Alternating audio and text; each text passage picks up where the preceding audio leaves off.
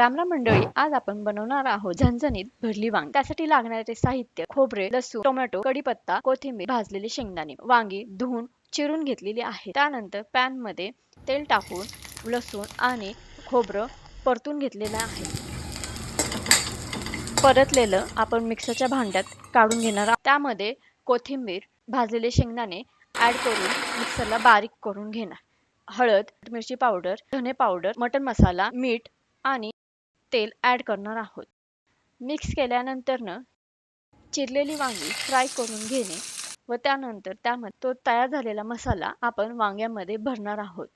Pan मध्ये तेल टाकून जिरी, मोहरी, कढीपत्त्याची फोडणी देणे, त्यानंतर टोमॅटो ऍड करणे। परतल्यानंतर त्यामध्ये भरलेली वांगी व्यवस्थित परतून घेणे। व्यवस्थित परतल्यानंतर अर्धा ग्लास पाणी ऍड करून प्लेट ठेवून वांगी शिजून देणे आणि झालं। गरमागरम भरली वांगी भाकरी किंवा पोळी बरोबर वाढा आणि घरच्यांसोबत याचा आनंद घ्या।